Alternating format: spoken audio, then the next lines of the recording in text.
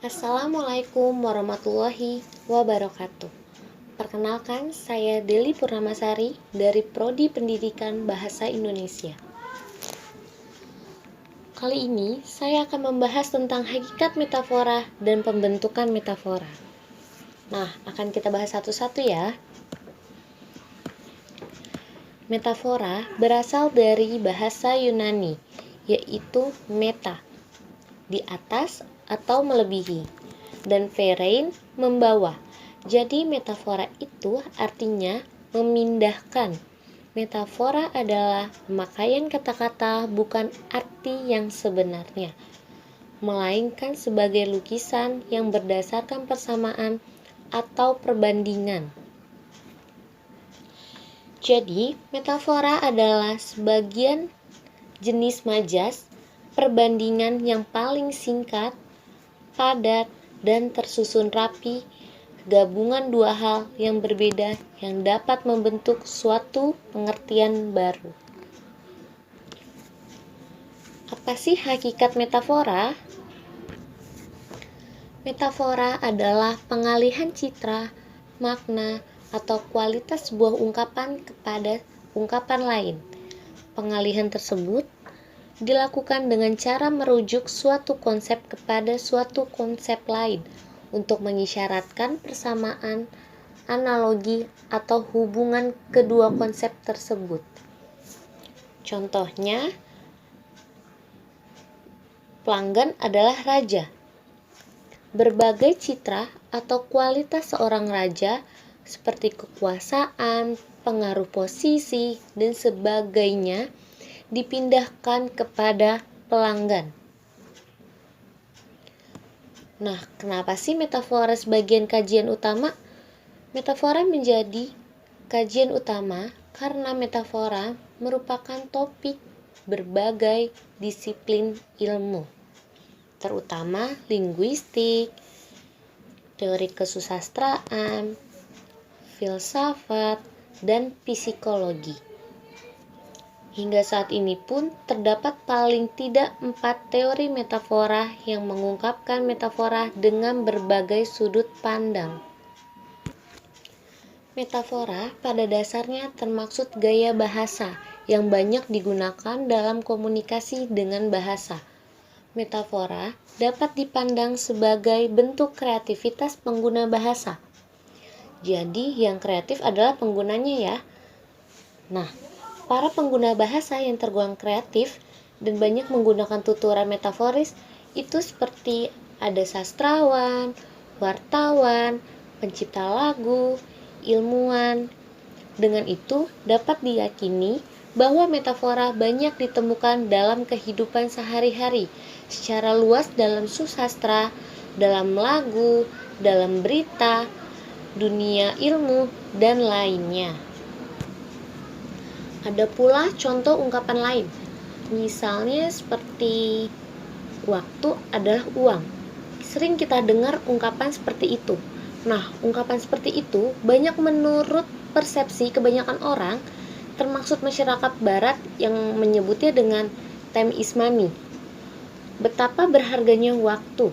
Namun demikianlah itu hanya aspek tertentunya, tidak pada aspek dari kata waktu yang sebenarnya. Dan yang kedua, ada jenis-jenis pembentukan metafora. Banyak penganalisis metafora melakukan pembagian jenis metafora secara berbeda, bergantung pada sudut pandangnya.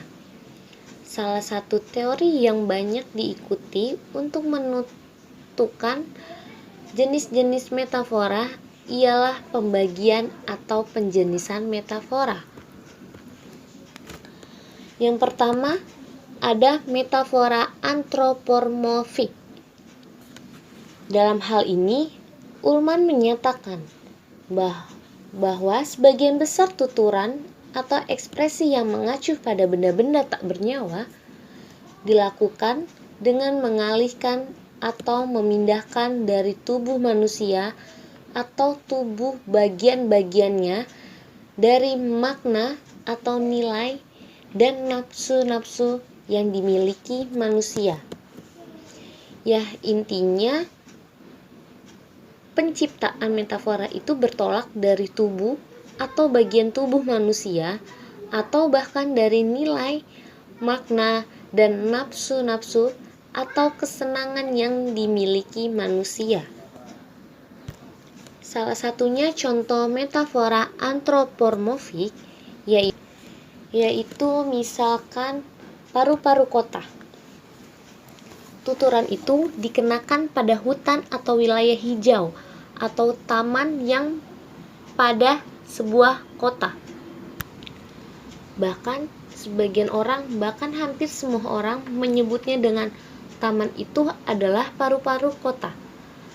Sedangkan paru-paru adalah organ manusia yang sangat penting untuk bernafas, yang membuat manusia tetap hidup.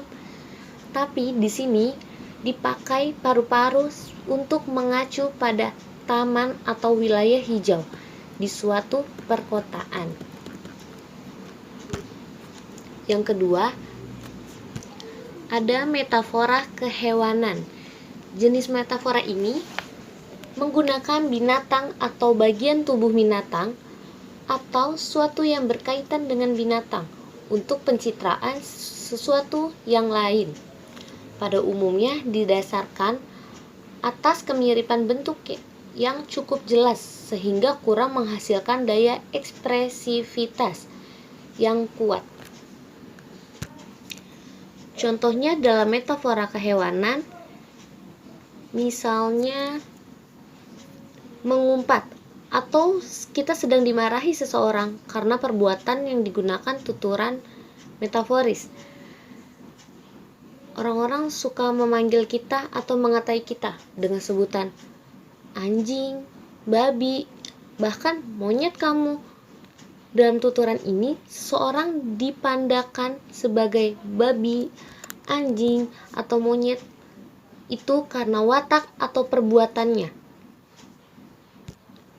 yang berkaitan dengan kelakuan atau kemiripan yang dimiliki oleh hewan. Ketiga, ada jenis metafora pengabstrakan.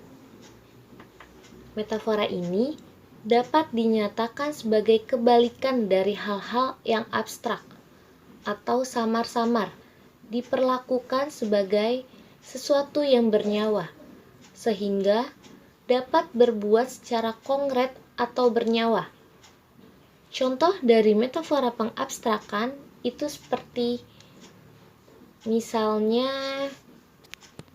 bintang pelajar, yaitu seseorang atau siswa yang cerdas atau pintar dalam sebuah sekolah, dalam sebuah lingkungan sekolah tentunya ya. Dan yang terakhir, yang keempat, ada metafora sinestetik. Metafora jenis ini pada dasarnya adalah suatu pemindahan atau tanggapan yang lain. Contoh dari metafora sinestetik ini contohnya misalnya kulihat suara. Suara itu kan secara umum adalah sesuatu yang bisa kita dengar. Namun dalam tuturan kata ini, suara diperlakukan sebagai sesuatu yang kita lihat. Jadi dari semuanya kita dapat simpulkan bahwa metafora adalah pemakaian kata atau kelompok kata, bukan arti kata yang sebenarnya, melainkan sebagai lukisan yang berdasarkan persamaan atau perbandingan. Metafora merupakan salah satu jenis majas, seperti halnya dalam makna yang tergantung dalam majas metafora adalah suatu peletakan, yaitu makna yang bukan menggunakan kata dalam arti sesungguhnya, melainkan sebagai kiasan yang berdasarkan persamaan dan perbandingan. Demikianlah yang bisa saya paparkan. Kurang lebihnya mohon maaf. Semoga bermanfaat. Terima kasih.